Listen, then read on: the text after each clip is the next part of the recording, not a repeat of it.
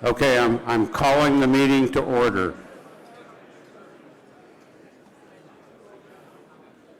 Find a seat.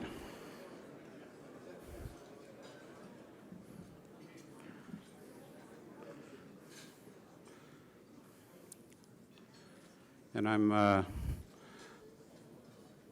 am warning John and Paul right now that there's a sign on the microphone that says, "Please don't move me," okay? Okay, good evening. Come on, good evening. Okay, I hope you enjoyed the reception. You have a salad in front of you that wants to be eaten, okay? But we're also going to be talking a little bit here while you're eating your salad, but before you get your main course. So if you could keep the fork clinking to a minimum, I know our speakers would appreciate it. So we are, okay, folks, let's calm down on the end. Okay. Trying to get you calmed down here. Okay, we are pleased tonight to host U.S. Army General Paul Nakasone, Commander of U.S. Cyber Command, Director of the National Security Agency, and Chief of the Central Security Service, for his first leadership dinner with INSA as INSA's honored guest. But Paul is not a stranger to INSA. He's been a attendee at some of these sorts of things before. He's been a consistent participant in our annual summit over the years, and will be a participant again this year. So check the website, and you see we're going to have some really great folks at the summit in September. So, Paul, welcome back, and thanks for your support and friendship over the years. Okay, folks, I'm going to calm you down. No conversation at the tables right now, okay?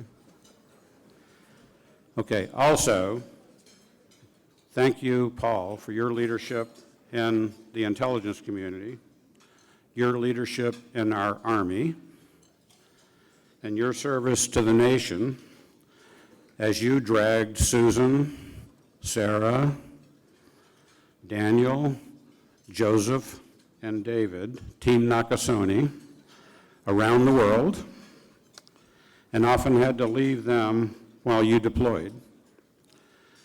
Despite, or maybe because of that, it would seem that Team Nakasone turned out pretty good.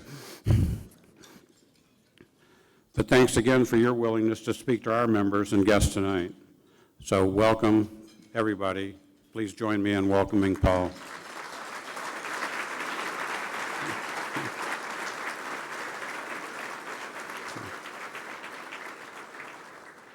I know this audience looks forward to hearing from you and learning more about your vision for NSA and CyberCom.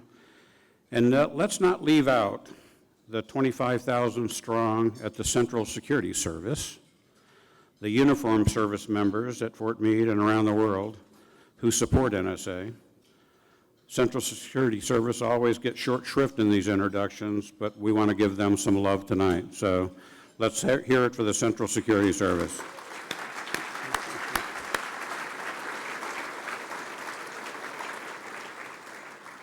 Okay, briefly, I'd like to recognize the members who make this sort of event possible, the dinner tonight, our sponsors, and hold your applause. I'm going to read off a list here. AT&T, General Dynamics Information Technology, Intelligenesis, Jacobs, KeyW, Leidos, Mantech, Northrop Grumman, Guidehouse, the new name for our longtime partners from PwC Public Sector, Oracle, Perspecta, Raytheon, and SAIC. Please join me in acknowledging our sponsors.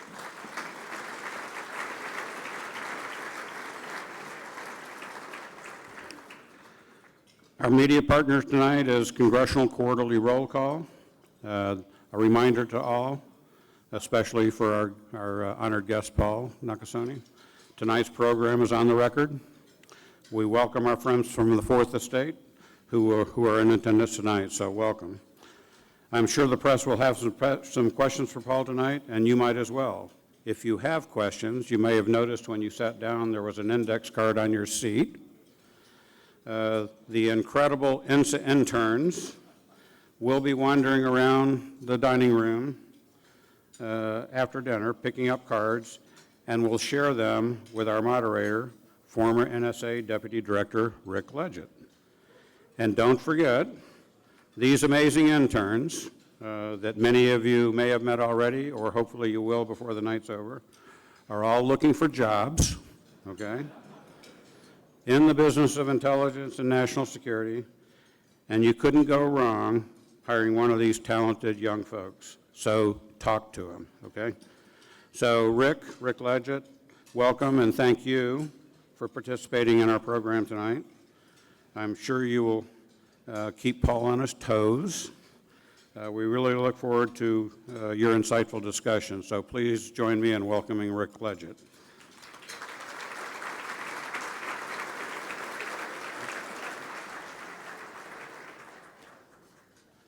Okay, but now we're going to hear from General Nakasone before we get to the main course, okay? To introduce General Nakasone, please join me in welcoming John DeSimone, Vice President of Cybersecurity and Special Missions for Raytheon Intelligence, Information, and Services, to the podium. John, come on up.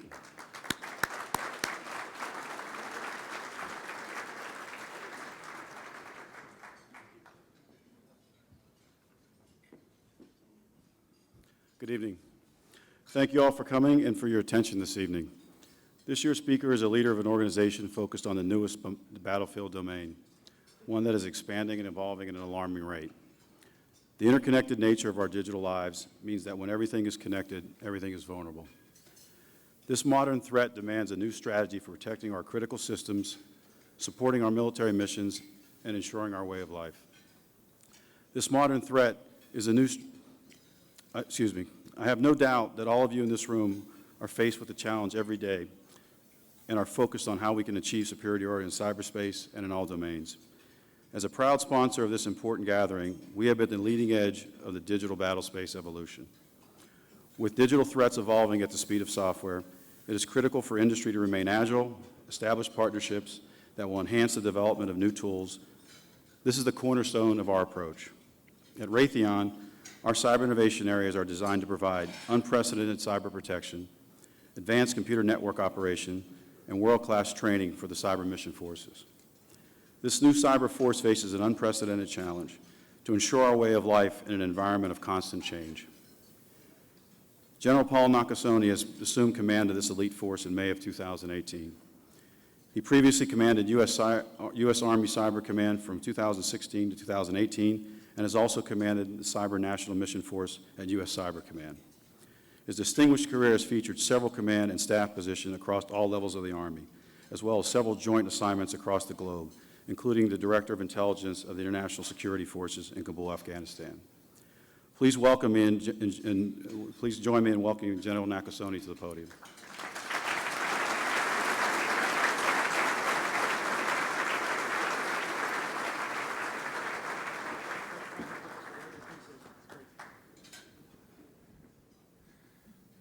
Okay, so it's always good to see that Rick Ledgett can bring a house out tonight. Well done, Rick. So, ladies and gentlemen, distinguished guests, thank you very much. It is truly an honor to come to have an opportunity to talk to INSA tonight. You know, when I was confirmed as both Commander of U.S. Cyber Command and Director of the National Security Agency, I would tell you that I knew that a speaking engagement, courtesy of Chuck Alsop, was obviously in the making. And so, very, very pleased to join you tonight. I know this evening's agenda has former Director, NSA Director Rick Ledgett, asking me the questions after dinner. Having known and worked with Rick for many years, I can tell you that letting me ask the questions of Rick would be far more entertaining for all of you. But since you set the format, I will certainly abide by it. As we're about to eat, let me just provide a few opening comments. You know, it's a sign of the times that last week that NSA published a message to its workforce about piggins. Piggins. Yeah, piggins, which are potluck social events held in the office. The message wasn't about food safety or nutrition, though. It was about a national security risk. It was a reminder that many crock pots now contain wireless-capable and network devices that pose a risk to our secure operating environment. Interesting times we live in. But the article reminded me that employees, that the internet obviously does have its own shortfalls and concerns that we address every day. Now, it's tempting that we want to run and hide from that sort of challenge, but that's not what we do in the intelligence community. We run towards the risk. For me, it's a perfect match for what makes NSA unique as an agency. We've been preparing for this moment for 6 decades. Securing and operating in the information domain with innovative and agile solutions. We applied that mastery of information to the Cold War to gain deep access in denied areas, giving decision makers powerful insights and options. We applied it in the post-Vietnam era to ensure that we understood the nature of combat support, integrating national-level intelligence on the battlefield in an actionable form, using resilient, secure links down to the last mile. We applied it in exquisite partnerships with many of you in this room, post 9/11, to confront an asymmetric threat amidst staggering volumes of data in near real-time speeds. Today, NSA can use our mastery of information to navigate into places and steal secrets that in not too distant past required people on the ground operating in harm's way at extreme risk. In doing so, we allow our human colleagues to extend their highly specialized skills into more areas where they are uniquely capable. Now, we're not going to address the challenges of today relying only on the approaches that served us so well in the past. And we certainly can't control our way out of risk when the commercial marketplace is driving our operating environment. What we do have, though, are constants that over the past 65 years have allowed NSA to help solve some of America's most difficult problems. Those same constants will help us to address the existential threat of cyber attack and gain the operational and defensive advantage in a world massively infused with network sensors. For me, those constants are highly effective partnerships, extraordinary talent, the application of technology and innovation, and an ability to select and prosecute the right targets to the greatest advantage. I believe that with the focus of these constants, NSA will continue to solve some of America's most difficult problems. Now let me talk a little about those constants a little more, starting with the partnerships. This group knows better than any other how critical partnerships are to successful intelligence outcomes. It's about our defense and intelligence partners, as well as our partnerships with industry, academia, research centers. And although it makes some of our intelligence community colleagues a little nervous, well, certainly our managed partners with foreign nationals. These partnerships are our asymmetric advantage in cyberspace today. Now, as the leader of both NSA and Cyber Command, each with their separate and distinct missions, I consider those close partnerships and coordination between the two organizations as really the foundation to our success, the example upon which we want to set. Being able to leverage the authorities, the capabilities, the expertise has allowed us to rapidly address these threats. Moving forward, we need to increase our ability to transform insight and expertise developed in the classified domain for use by our sister agencies and departments that are charged with defending the homeland and securing critical infrastructure. I think there's a lot of opportunity in this space, and that's certainly an opportunity that we at NSA and CyberCom intend to pursue intend to pursue with vigor. We'll also continue to cultivate strong partnerships with industry and academia, as these partnerships bring new ideas and fresh insights into our work and are critical to developing the talent and tools needed to solve tough national security issues. Speaking of talent, which is my next constant, I'm continually amazed at the extraordinary people that we are able to attract at our agency. We draw on an average of more than 17,000 high-caliber applicants every single month.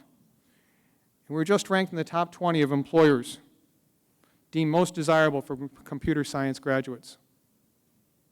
I'm proud to say that our applicant pool is an incredibly representative one, with 40% of the pipeline enriched by diverse candidates. We are constantly recognized of an employer of all abilities, not just in recruiting, but in creating an accessible workplace with customized technology. Last year alone, NSA received no fewer than 5 external honors for our efforts. Furthermore, than a third of our workforce has master's degrees, and a similar percentage works in the technical and STEM fields.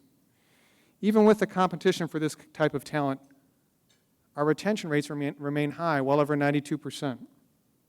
I'm encouraged by all of these data points, but I'm not complacent about where we are nor where we need to go. For example, we have a young workforce that continues to need training and experience. We have those that are new hires that bring a lot of expectations, experiences, and frames of reference that is new and invigorating. We have to align our workforce practices to those that features with hope to fully unlock their ability and certainly their imagination. To succeed in solving our nation's most difficult problems, we must bring to bear every bit of our talent in our workplace, across all generations and all levels. This means continuing to attract, advance, and retain a workforce with diverse perspectives. It also means cultivating an environment that seeks out these rich, diverse perspectives, at times protects them, vigorously debates with them, and ensures that we're setting them up for a rich pattern of success. It is this diversity of thought that fosters innovation and allows us to develop and take advantage of cutting-edge technology, my next constant. So, technology and innovation, what you here know so well, has always been among the defining characteristics of our agency. And we remain focused on creating conditions favorable in innovation, both internally and externally. There are plenty of, certainly plenty of technology challenges and opportunities for us, which include finding new ways to sustain, nurture, and take advantage of those capabilities that now are dominant in the private sector and shift our focus, as we always have to bigger, harder, and yet unmatched challenges linked to our mission. For example, we will enhance information and data security in the age of Internet of Things in a way that will add value and impact well beyond national security systems. We will develop ways to use artificial intelligence and machine learning that allow us to discover certainly the unknown unknowns with precision and certainly speed. We will make advances in encryption and in quantum computing to secure what we choose and to unlock what we need and to maintain an operational advantage. And NSA will master fifth-generation technologies that will soon explode in our target space, as well as address all the ramifications that they'll have for our mission. Our partnerships in the technology and innovation space are critical to success. As an example, let's take the success of the Cyber Resiliency Against Destructive Malware team. Many of you know about this cross-sector team partnered among DHS, NIST, NSA, and other federal agencies, together with technical experts from 14 different countries and companies. This partnership advanced the state of the practice via new technical standards published by NIST, brought new cyber-resilient products to market, and defense industrial-based countries voluntarily implemented new resiliency guidance to counter ransomware. Some of you in this room may have participated in these very successful efforts. Looking ahead, we're excited about the ability to bring swag to the Department of Defense. Yes, swag. The secure, wearable authentication gear. Only a guy from NSA and CYBERCOM could offer that. It offers a frictionless wristband system to ensure and confirm a user's identity. Think about that. This wearable technology will use cryptography to replace vulnerable passwords with a simple tap. And a proximity monitor will automatically lock the system when the user leaves the vicinity. Pretty powerful stuff in today's environment. So innovation is critical given the environment we work. It moves at warp speed. Our advantages and our adversaries don't forecast changes months ahead of time. They download them, new apps, and they constantly apply them. That's where we come in. They move fast, but we move faster. Which brings me to my final constant, targets. In 2017, the National Security Strategy and 2018 National Defense Strategy both affirm that the central challenge to U.S. prosperity and security in this emergence of long-term strategic competition with China and Russia. NSA and its partners have done incredible work over the past decade against terrorist organizations like Al-Qaeda and ISIS.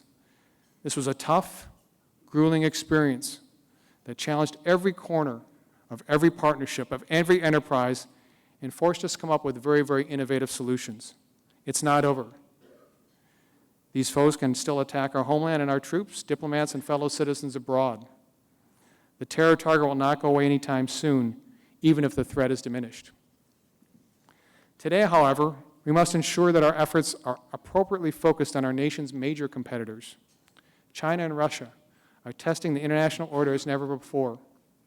And the National Security Strategy rightly names them as major challenges to our nation's security and our interests. Neither country wants war with the United States. Instead, these competitors are playing out on many fronts, but particularly in cyberspace, where our adversaries leverage cyber means, engaging in continuous, provocative, and even dangerous activities in a manner below the threshold level of armed conflict. Their actions collectively work to weaken our institutions, erode our competitive advantage, and impair our national interests. What am I talking about here? What I'm talking about here is that China has pillaged our intellectual property by cyber means. Russia has used cyber espionage and subversion to undermine our democratic processes. Iran and North Korea have attacked U.S. companies through cyberspace. We must prevent our adversaries from freely moving using cyberspace to challenge, distract, and disrupt America, its allies, and its interests. We can and must take steps to block them from gaining strategic advantage in, through, and from cyberspace during competition, crisis, and even armed conflict. To address these adversary cyber campaigns, we with our partners must shape our opponents' expectations and behavior through action. At U.S. Cyber Command, our vision is implementing a strategy of persistent engagement to build resilience at home, defend forward, and contest adversary campaigns and objectives through continuous cyberspace operations. Persistent engagement, however, depends on intelligence. In short, what we call persistent presence, and the close integration of all source, full-spectrum capabilities. That presence and access enable us to stay ahead of adversaries in both knowledge and certainly in action. Maintaining this level of engagement and persistence requires persistent innovation, which brings me back to my point that we must be poised to understand and rapidly adapt to technological changes. Artificial intelligence, machine learning, quantum computing, and other breakthrough technologies to maintain the advance and our edge over our adversaries. So, partnerships, talent, technology, innovation, and targets. With a focus on these constants and the execution of our NSA strategy that underpins them, we're poised to continue to solve, again, some of America's most difficult challenges. Defending the nation, as we all know, in cyberspace is a whole of nation, whole of society responsibility, not just government, academia, or private industry. No one has the monopoly. However, we're ready. We're highly trained. We're fully committed. Together with our partners, including organizations such as INSA, we can achieve the future we seek and position ourselves for continued success in defending our nation and our lives. Now, thank you very much for your kind attention and certainly your time. I wish you a good meal, and I look forward to talking with Rick in just a few moments. Thanks a lot.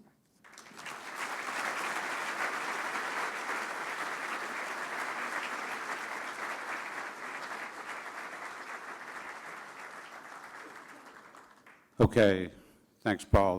That was great. I think that sets the tone. We're going to look for some great discussion after dinner on some of those themes. Several of you have asked me, where's Tish? Okay? Yeah, I think you've gotten used to seeing the Tish and Chuck tag team show up here. I also want you to know that, I hope you know, that Tish does her work with NSA out of the goodness of her heart. She also has some other responsibilities that pay the bills, and one of those responsibilities called her away. She is on a plane to London as we speak for a meeting tomorrow and Saturday in London, after which she has to go to Nice, France. And I think you're all saying, oh, poor Tish. But she's not even getting to stay overnight there, okay? And she's coming back. She'll be back Monday, but she extends her greetings to you and was very sorry she couldn't be here tonight. So with that, enjoy your dinner, and we'll have a great after-dinner discussion. Okay. There we go.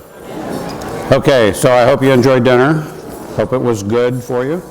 Now we're going to have some fun with a bit of a moderated conversation. I mentioned that Rick Ledgett was here with us. I'm not going to do a long introduction of Rick. I think he will be mercifully happy about that. But I think you all know he was Deputy Director at NSA for a good while. You know, he did some OD&I things before that. He ran the NTOC for a while. You know, he was the poor guy that had to deal with that Snowden thing for a while, okay? And maybe we'll hear a little bit about that, I don't know. But Rick's been retired for a while now. Rick and I are friends on Facebook, okay? Yeah, and the main question I've got for Rick is, how many different places have you played golf in the last year and a half? Probably about 45 or 50. I think, did you get that, 45 or 50? Okay. He's been playing a lot of golf, okay? And deservedly so. Paul, are you on Facebook? I'm not on Facebook. Okay. So Rick has generously agreed to moderate what we hope will be a substantive and interesting conversation about NSA and CyberCom. And with that, Rick, over to you. Thanks, Chuck. Appreciate it. So thank INSA for the opportunity to do this. It's an honor and a privilege, and also the folks who sponsor these events. Thanks for making this possible. And especially thanks to Paul for agreeing to do this. I've known Paul for about 15 years now. Met him when he was an 05, and he was one of those guys. I was one of several people who said he's going to be the director of NSA someday, and glad it proved out to be right, and glad the Army and the national security community saw that was a good move. We didn't know you were going to be commander of Cyber Command, mainly because it didn't exist at the time. So. Well, I will say that after my appearance last week in New York City, it's really nice not to have to sit on a couch, particularly as Rick asked those penetrating questions. So thank you very much, Rick. Sure, thanks. So I'll start off with one that I'm certain everyone here has thought of, and it's a little bit of the elephant in the room. But there's been lots of talk, lots of rumors about splitting the dual hat, the dual command relationship of one person as commander of Cyber Command and director of NSA. What do you see as the future of that relationship between those two organizations? So as many of you know, at my confirmation hearing, I was asked the same question, and what I had responded was that after my first 90 days as director of NSA and commander U.S. Cyber Command, if confirmed, I would give an assessment to the Secretary of Defense and the Chairman of the Joint Chiefs on Section 1642 of the NDAA. Have done so, and the Secretary now has that, and I will allow him to read it and leave it at that. How's that, Rick? That's great. That's a good answer. But let me further elaborate in terms of, whatever the decision is at the end of the day, there is a very special partnership between the National Security Agency and U.S. Cyber Command. It is a partnership that our nation needs. And so one of the things that I think we all must remember, at the end of the day, it's really what's best for the nation. And I think Maybe it's me up we'll there, certainly but I'm move through that, and whatever sound. decisions made, obviously move very quickly to do that. Okay, so they're working on it, okay. So you talked in your remarks earlier, Paul, about the importance of talent at NSA, and I completely agree. I think the thing that makes the agency special is the brain power of the men and women who work there and their willingness to put that brain power in service to the nation. That kind of talent is in very high demand in the private sector, especially with the burgeoning cybersecurity business. The skills that we need to succeed are also the skills that the private sector needs in order to do its job. How is NSA going to hire and retain the kind and the caliber of the people that you need, and specifically how to do that in a way that reflects is representative of the American population? So not only U.S. Cyber Command and NSA, but we all are looking for talent. The way that we approach it at both the agency and the command is we take a look at it at the perspective of it's not just recruiting the talent, it's recruiting, it's retaining, and then it's obviously developing, and then the big piece is retaining. And you have to have the emphasis across all elements of that if you're going to be successful. What have we learned from looking at NSA over the past several years is they also have a number of built-in advantages that I think we take advantage of, and that's, first of all, a great intern program. I met with the director's interns just recently. 9,000 people apply for director's interns every single year. We consider about 1,000, and 280 or so come in. Of those 280, we hire 70% of them. These are the top mathematicians across a multitude of great colleges in our country. And so that's an advantage that we certainly leverage. The other piece, though, is we also have an incredible mission. Whether or not it's your U.S. Cyber Command or NSA, our mission sells itself. And one of the things that I had the opportunity to talk about today at our town hall, both at U.S. Cyber Command and NSA, is what makes us special is our mission. And all of you know here in the intelligence community that it begins with that idea that we are defending our nation. And I think that is a special sell. Great. Last week, you, Director Wray of the FBI, Secretary Nielsen from Homeland Security, and Director Coates spoke at the White House about efforts to counter Russian manipulation of our elections. What should Americans take from that? Are we going to be safe and secure in our elections this year and in 2020? We are fully committed to ensuring that our elections in 2018 are not intruded with, are not interfered with. We are serious about this, and that's a message that hopefully was conveyed by all of us that appeared at the White House. We have worked very, very hard. Great guidance. We are pursuing this with a strong sense of purpose. Our adversaries should know that. Whether or not they're going to try to interfere, create malign influence, or anything else, our nation will not allow it.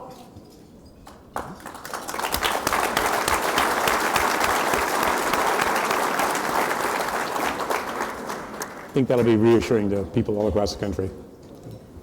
You also talked in your speech about partnerships, specifically with industry, and there are a lot of industry folks in the room here, and they're very interested in understanding how they can better partner with NSA. And two things in particular that I think are front of mind for them. One is the acquisition process and how to build agility into that. And the other one is the attrition of contracting officers and how we're going to address that. Because without contracting officers, you don't get contracts. Let me start with the latter one first, Rick, because I certainly know that you lived it as our deputy director. The contracting piece and making sure that we continue to have a stable body of growing number of contracting officers is critical for us. So one of the things that we have done at the agency is looked at incentives in terms of pays that we can offer our young people and those that are working in the contracting force a part of their enumeration, so they have an opportunity to continue to grow, that they have an opportunity to continue to succeed in this field. Tough business, and that's something that we have to focus on. That's something that I know Deputy Director George Barnes, who's here tonight, and Harry Coker, our Executive Director, have focused on with me very, very hard. We're having some success there. Mm-hmm. We're growing the population, but it's something that we've got to stay on top of. I don't see this as being just a small, short period of time. This is something we'll continuously do at the agency, and to be very frank with you, at the command as well. On the acquisition side, can you talk about the agency's use of OTAs or other similar vehicles? Certainly looking at OTAs very closely, particularly on the CYBERCOM side. I think many of you have also seen that we've also looked at different partnerships to bring in different talent and different requirements. When I was at Army Cyber, we had a very close partnership with Defense Digital Services to look at how we bring in that capability with that group of talent to assist us with some of our hard problems. We're doing the same thing at CYBERCOM today.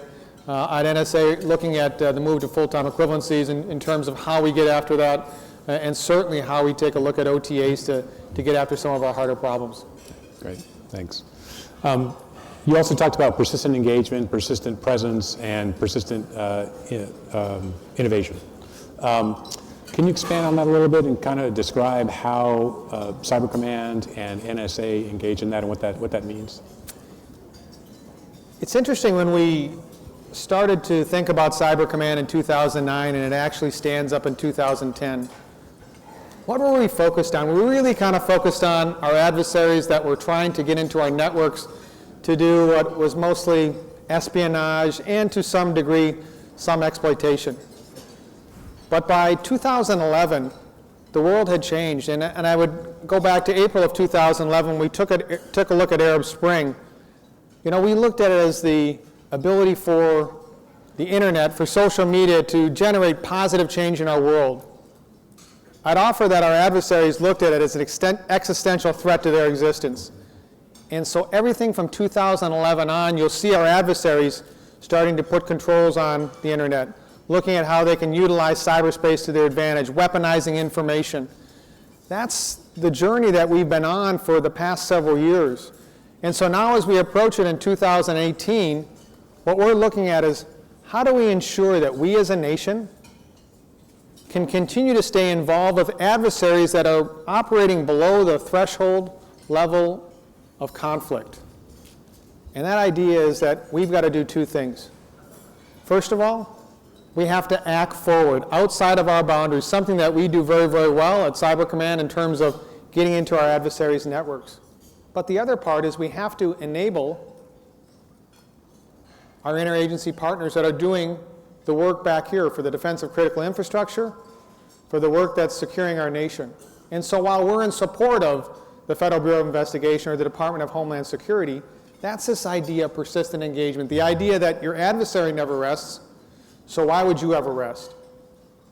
It's not the large that eat the small in this environment, it's the fast that eat the slow. Yep. That's great. So this one hits a little close to home for me, but NSA's faced some real challenges over the last few years in terms of trusted insiders. Can you talk about what the agency's doing to ensure that America's secrets that NSA is entrusted to keep remain secret? So for the past 6 or 7 years, our agency has undertaken what we call secure the environment, secure the network, taking a look at some of our most significant vulnerabilities, ensuring that we've corrected them, ensuring that we put a focus on them, and putting resources, both people and money, to securing our data, to securing our networks. This is a tremendous amount of work that we've done in our agency. And I know that recent press reports have said that there are vulnerabilities in our agency and our network, and we take that very seriously. But all of you that have run a network understand that it's never a one-time thing. This is a continuous thing that you're trying to do to ensure the security of your network. We do the same thing at our agency and at Cyber Command. So I would offer that today we have a much more secure network, one that we are certainly working on every single day, one that we maintain vigilance on, but one that I would tell you that I would put up against any within our government or any within the private sector today. Okay. Since this isn't your first time at NSA, you've been here before a couple of different times. What's changed since you were here last? What's really noticeable that stood out for you in terms Well, there's certainly a new director.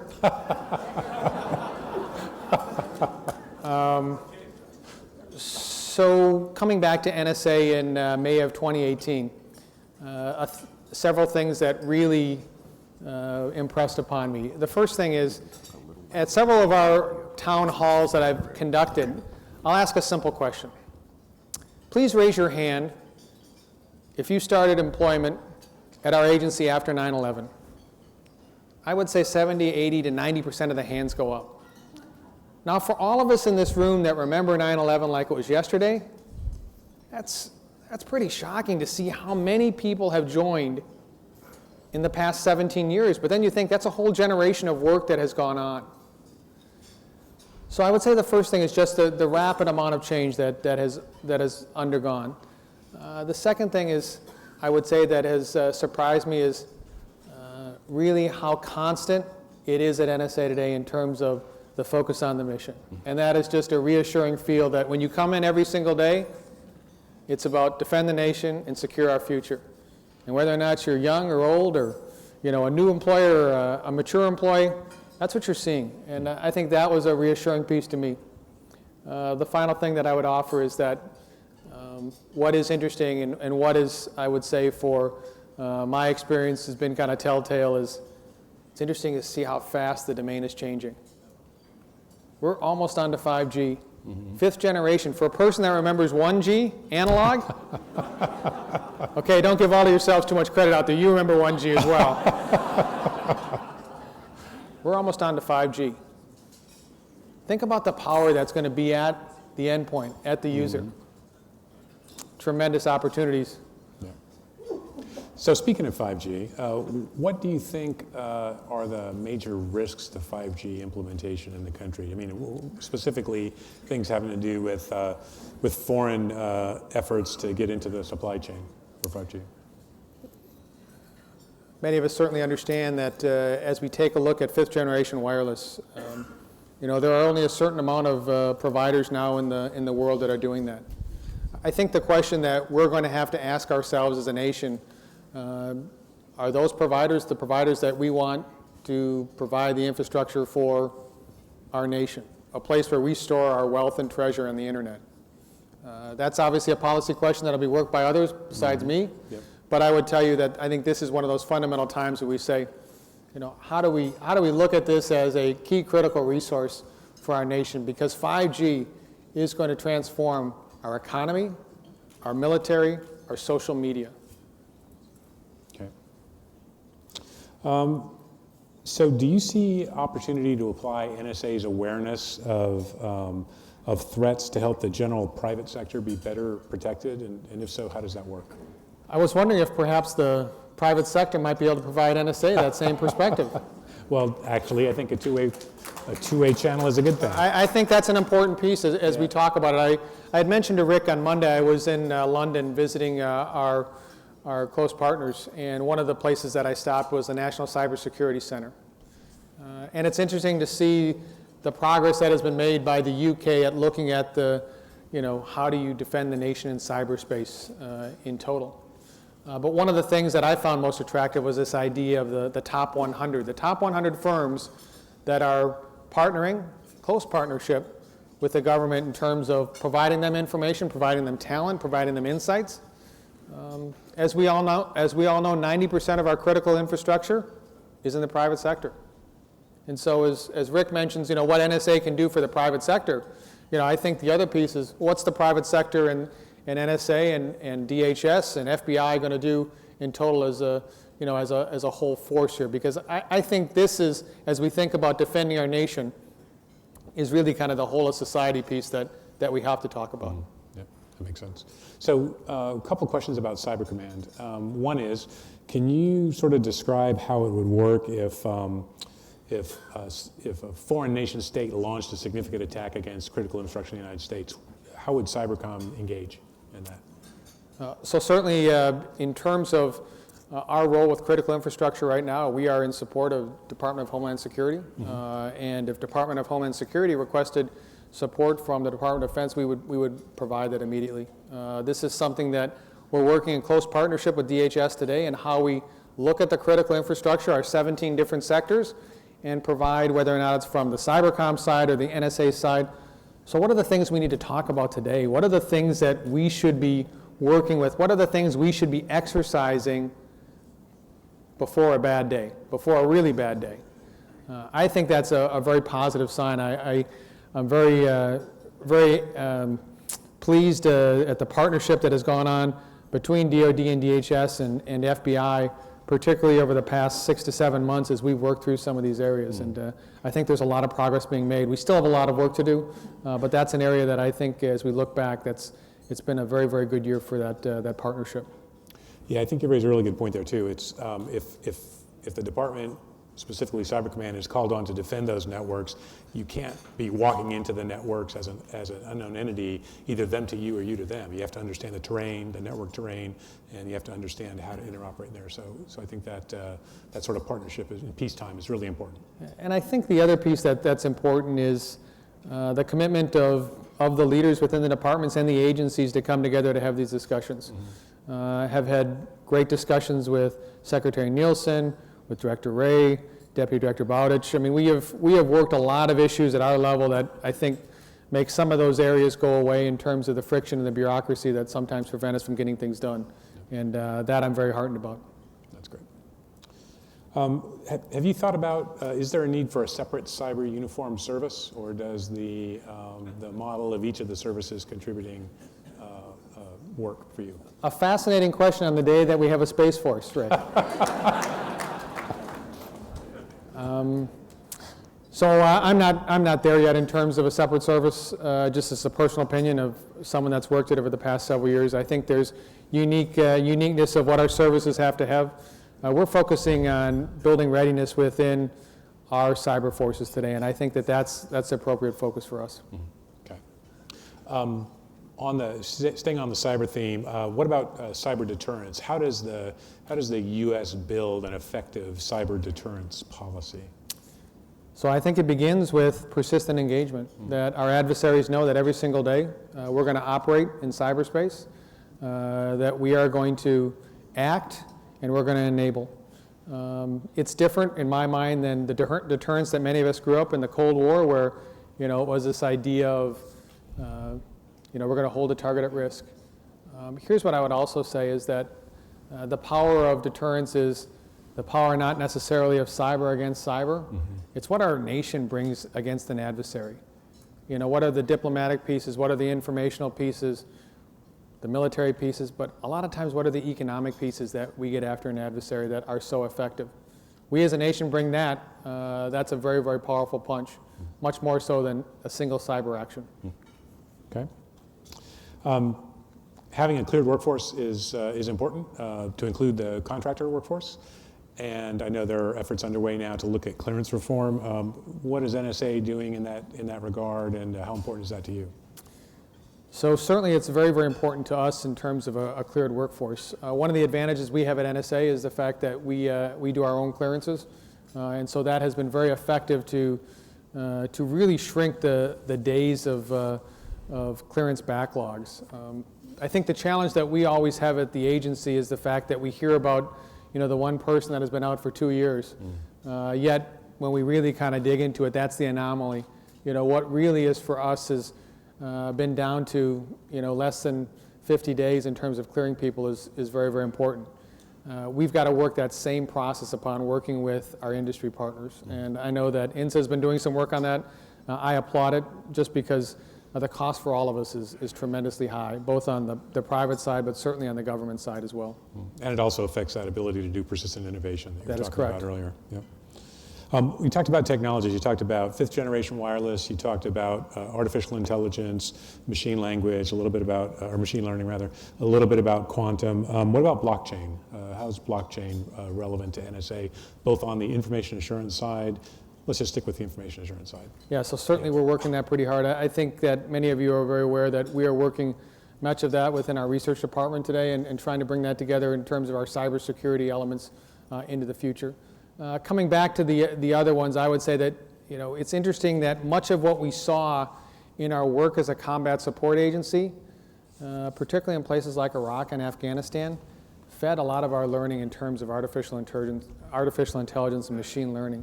The things that we were doing with call detail records, the things that we were doing in places like Iraq and Afghanistan, again, to support a technology that was what we wanted to chase, was kind of foundational to what we all grew up and started learning and said, hey, that's cloud, or hey, we call that AI. Well, we've been doing that for a little bit of time here. So we're going to continue to focus on all of those, and certainly blockchain is among those that we're going to work hard on. So that's what we would refer to as RTRG, the It's system the you were real-time regional describing. gateway that you've talked about publicly, and we appreciate that. That's serious. Thanks. Yeah. What haven't we asked you that you want to talk about? What would you like to dive into? Let's more talk deeply? about the workforce of the future. I had an opportunity today to talk to both the National Security Agency and US Cyber Command. One of the messages that I wanted to convey is that as we recruit our force for the future, that force has to be reflective of the nation in which we live. We're proud of that at NSA and Cyber Command in terms of what we've been able to do, but it's not there where we need it to be yet. So one of the things as we talk about the future, the idea of, why do you sponsor organizations like CyberGen, or why do you look at Cyber Patriot, or why do you look at Girls That Code as being one of those things that you invest in? Because that's the future workforce that we all, whether or not you're at the agency, you're in government, or you're in the private sector, we've got to be able to develop, and we've got to be able to recruit, and we've got to be able to hire. That's really important for us. And so when we talk about that, one of the things that I was emphasizing in the workforce today is, how do we ensure that we develop that workforce? Because that's what we need as a nation. That's what we need as an agency. Okay, thanks. On the topic of AI, I'm going to believe this. Whoever wrote this, I've not heard this, but I'm going to trust that it's correct. That Vladimir Putin said, "Whoever masters AI will control the world." Do you agree with that? And who do you think is ahead in that race? So in the words of General Powell, you get to ask the questions. I guess I get to answer them, right? You can ask questions. So I would offer that whether or not you're looking at artificial intelligence or quantum, or you're looking at machine learning, these are all critical capabilities that we as a nation need to be able to be in the forefront of. I don't think there's any one that necessarily means that you're going to win the game, but certainly those collectively, those are what a nation needs to focus on in terms of our might as a nation in the future. Okay. The release of information in recent years about NSA surveillance capabilities has, for large segments of for some segments of the U.S. population, caused people to mistrust the government. What can NSA do, and what can the IC do to help regain that trust? It's interesting. One of the things that I had an opportunity to do before I was confirmed is I went to try to meet with almost all the former directors of NSA and the former commanders of US Cyber Command. The latter is much easier because there are only two of those guys, and I work for both of them. The former, I had some very, very interesting conversations in terms of, what's it like as the Derns in, what should you expect? One of the things that I think was most telling is the comment that was made to me is, in the world in which you live today, never is the idea of no such agency or your ability not to talk publicly going to be allowed or accepted by the American public. And I think that's the world in which we live. And so one of the things that is certainly charged to me is to be that person that talks about our agency, that talks about, hey, there is a vulnerabilities equity process that our nation goes through to look at vulnerabilities. It's conducted by the White House. It's looked at very, very carefully, and as you well know, well over 95% of the vulnerabilities that are there are released back to private industry. Mm-hmm. It's done in the interagency manner. It's something that we should also look at as being kind of the template upon which we move forward. So these are areas that I think that we'll continue to talk about. I'll certainly continue to talk about, but it's one of those things that we're in a different world today, and I think that we just have to realize that. I would also add, in regards to that vulnerabilities equities process you described, we're the only nation in the world I'm aware of that does that. So on the signals intelligence side, many, in fact, most of our targets are really inconsiderate and refuse to speak in English. And so we've had this long-standing need for people who are fluent in a lot of foreign languages, including some very low-density foreign languages. And NSA has a long history of sponsoring foreign language training in schools and things like that. But what's the agency doing now when you have the possibility for little pop-up things and having to go from 0 to 60 in some language that not very many people in the world speak? So I think this is one of those areas, coming back to the question on Putin, is there a role for artificial intelligence and machine learning and human language translation? I think there is. In fact, I think it's going to be pretty impressive when someone gets that to the next level. And so we as an agency, certainly look at that very, very carefully. We're not going to ever be able to, I would imagine, train enough Mandarin Chinese linguists or Russian linguists or anything that are going to meet our need as an intelligence community as a whole. We do have a competitive advantage, though, in AI and machine learning. And so as we start taking a look at that, I think that's an area that we're going to look at very, very carefully in terms of capability and capacity for what we're going to need to have in the future. Last question for you. You mentioned earlier you made an allusion to the Internet of Things and things that NSA is doing in space. Can you elaborate on that a little bit? I want to make sure that my toaster doesn't report back to the Russians or the Chinese on what I'm having for breakfast. So again, I think that as we live in this brave new world, think about how much of our house is connected to the Internet. Let's go home tonight and take a look at what you have connected in your house to the Internet. Alexa, your Fitbit, your phone, your thermometers. And so as we start looking in the next 18 months and we think about what fifth generation is going to do, what does that mean to all of us? That means that there's incredible vulnerabilities, incredible challenges, incredible opportunities for an agency like NSA out there in foreign space. And to help establish standards for security. And establish standards for space. security in the United States Right. and with our allies. But I offer that just as a thought because I think that as we think about where we're at today, as we start thinking about the impact that the Internet of Things is going to have in terms of our own lives, this is something that we as a nation really need to think about very, very hard because standards, requirements, security, these are things that we still have to, I think, move forward on. Yeah, great. Well, Paul, you've been very generous with your time and generous in answering the questions, and I know everybody here appreciates it. Before we close, is there anything you'd like to say in closing? So 3 things I shared with our workforces today in both US Cyber Command and NSA town halls, and I thought I'd share with them tonight. The first thing I said is, it's interesting, what makes us different? We do an incredible mission, we have the opportunity to work with incredible people, but the thing that came back to me as I was thinking about it, and all of us here in the intelligence community certainly understand this idea that whether or not you're military or civilian, one of the things you do is you swear an oath to the Constitution. Wow. And that's an interesting concept when you think about it as a young 18-year-old that's coming into our agency or the command. And so I don't think we really appreciate that until you get to a person of my advanced age and say, hey, it's, well, I've been thinking about this for a long time and how important that is. And one of the things that I tried to leave with the workforce today is, swearing an oath to that Constitution is swearing an oath to an idea, and that's really important to us. The second thing that I offered is, again, this idea of, as we take a look at our workforce of the future, our workforce of the future needs to be a workforce that is representative of our nation.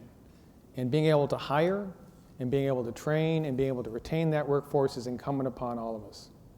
And the last thing I just shared with them is, hey, at the end of the day, whether at your US Cyber Command and NSA, make a difference. Make a difference every single day in what you're going to do, defend our nation, to secure our future. So on behalf of Rick, I know that we were really pleased to spend some time with all of you tonight. To our sponsors and certainly to INSA, thanks so much for this evening. Thanks.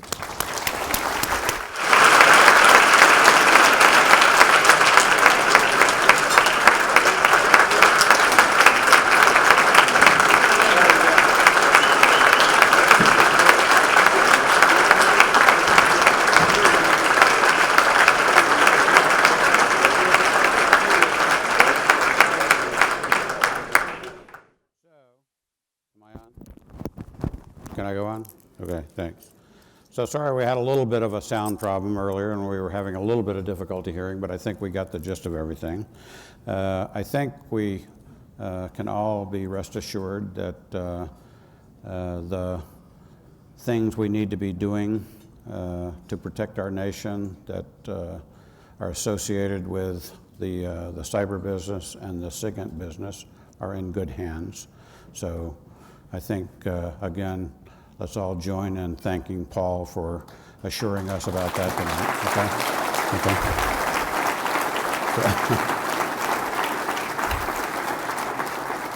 So I'm gonna one first give Rick a INSA coin, okay? So Rick, thank you, and again, thanks to Rick for a great job.